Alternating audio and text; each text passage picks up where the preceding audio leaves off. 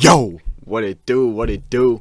It's your boy J-Rod, and I'm back popping with the crew. Today, we got to keep it down just a little bit. We got to keep it down. You know, it's pretty late at night. Don't want to wake the fam up, you know what I'm saying? But we're here with the second chance bracket. Hold up, my face scan is blocking it. Woo, woo, woo, woo, woo. We'll bring y'all back up here. But yeah, man, we got the second chance bracket. My original bracket, we're going to be doing a review of that once March Madness ends, but to say the least, is not going very well right now.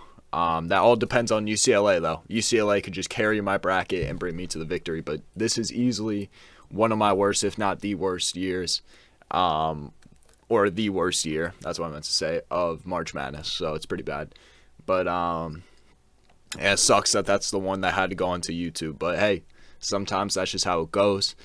So let's start out here in the West. So we got Gonzaga playing against Arkansas. Gonzaga's actually been a couple close games in the first half. Memphis looked like they were going to give them a run for their money. And then in the second half, Gonzaga came out strong. I could see this being a very close, low-scoring game in the first half, like a 28-22 or 26-24. I could see something like that in the first half, and then Gonzaga gets it going in the second half. Give me Gonzaga in this one. And then we got Texas Tech against Duke. I'm still riding with Texas Tech. I like what I've seen from them.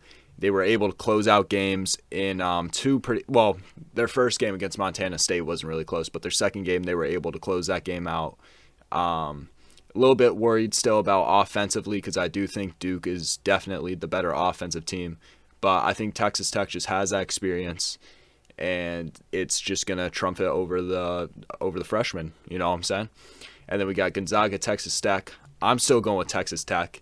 I feel like Texas Tech could do a lot of what Memphis did, but do it even better, even though they don't have a guy like Jalen Duren, and they are a little bit smaller of a team. They don't have as much length or as athleticism as Memphis probably has, but I do think Texas Tech is going to be able to sort of bring out a better version of what Memphis did and offer a little bit more on the offensive side. Haven't seen too much from Terrence Shannon so far in the tournament, but hopefully he gets it going and they score points because that's what they're going to need to do, play good defense, and they also got to show up on offense. So that's what I'm hoping what they do here. And then let's move over to, should we do the East or the South? Let's do the South. We got Arizona against Houston. Arizona had a crazy game against TCU. That game could have gone either way. That was wild. Benedict Mathurin's fun to watch. Give me Arizona. Houston's been playing really good too. I would not be surprised if Houston came out here and won. But I'm going to go with Arizona. And then we got Michigan against Villanova. Michigan's been looking really good. I'm not going to lie, I did not see Michigan making it to the Sweet 16. I didn't even see them making it out of the first round, man. Michigan has just absolutely been able to turn stuff around. We know they can win the big games, but I just didn't think they'd be able to bring it to the tournament, and that's exactly what they've done. But I'm going to go with Villanova. I think Villanova is doing great as a team. I mean, you look at all the teams so far, and Villanova just has it down on defense. They have it down on offense. Colin Gillespie is showing out. I believe that's how you pronounce it. He's showing out. 6-year player. They got the experience. They just play very fundamental basketball. They move the ball. They take smart shots. And that's not to say Michigan can't come out here and play a good game. North Carolina against UCLA. I'm still going to ride with UCLA, even though North Carolina has looked very good, had a very good game against Baylor. Almost choked it, though. They were up by like 25, and then Baylor came back to play. And I could sort of see that happening with UCLA. North Carolina could have a really good game, but they could have things slip, and then UCLA could take it away. Although UCLA in their past 2 games have not looked very good, man. They're not really making a lot of shots on offense. Their defense looks pretty good, but it's just not the UCLA team that, you know, I think that they would come out and be for the tournament. They've been in a lot of close games so far, which, I mean, I guess that's not a bad thing for the tournament, but against the teams the caliber of teams they've been playing, not to take anything away from St. Mary's or the team they played in the first round, which was, what team did they play? I can't remember, but they were very close games. Then we got Purdue against St. Peter's, man. I really want to go with St. Peter's, but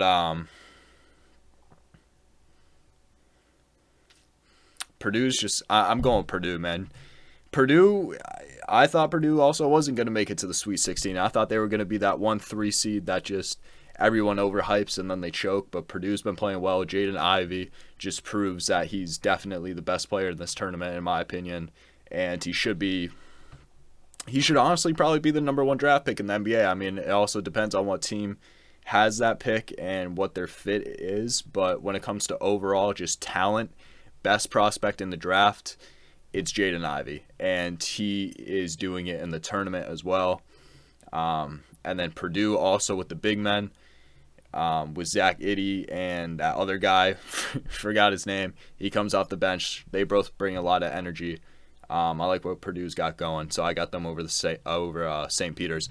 But I mean, St. Peter's, I wouldn't be surprised if they won this game either. I mean, they're shooting the ball very well. They play fundamental. I love their head coach, the white boy coming off the bench. They got some stuff going on there. So, I didn't even finish these two. Okay, Arizona, Villanova. I had Arizona in my original bracket, and for that reason, I want to pick Arizona. But putting my old bracket out of mine and just creating what has happened so far, I feel like I have to go with Villanova. They're just the more experienced team, better on both sides of the court. They might not have the same amount as talent or athleticism, but I think they just got it fundamentally sound. Then we got UCLA against Purdue. Give me UCLA. I don't have too much to explain there, other than the fact that I'm a little bit biased. And Purdue always just chokes, man. It's just hard for me to see Purdue making the Final Four, no matter how great they've been playing.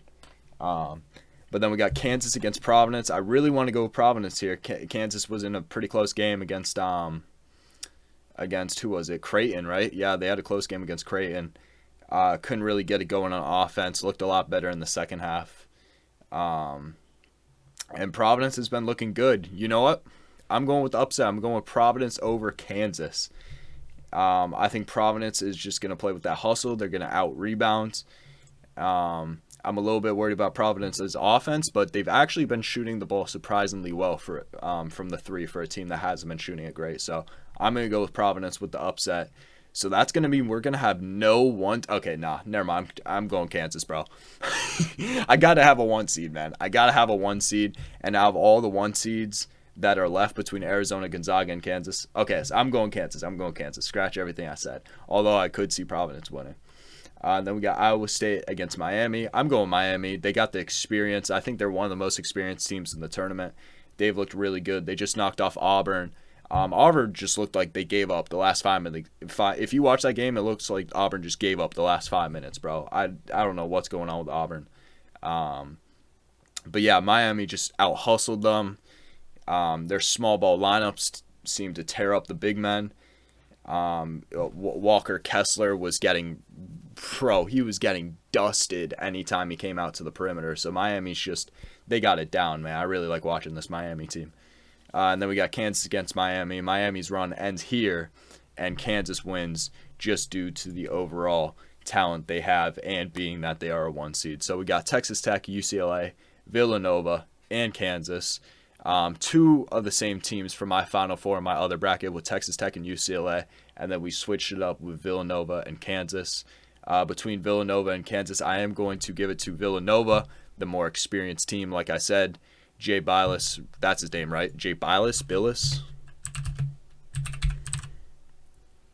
No, Jay. Okay, that's the analyst. What's the head coach for Villanova? Jay Wright. Okay, I was close. Jay Wright, great head coach. He's been head coach for a minute now. They got the fundamentals down. I think they're just going to play smarter in basketball. Smarter basketball than Kansas. And then we got Texas Tech against UCLA. I'm going to go with UCLA, man. I'm going to go with UCLA. I think they're going to be more effective offensively. And Texas Tech, I just don't see them as a team that can be able to win 5 in a row on both sides of the court. You know, to be able to win 5, 6 in a row in the tournament, you got to be able to not only play great defense, but you got to show up on offense, especially in the later games. And that's where I think Texas Tech's run ends. And then we got UCLA against Villanova. Being biased, but I'm going UCLA. They also, two pretty experienced teams, very experienced team, who both have guys that have been in the tournament.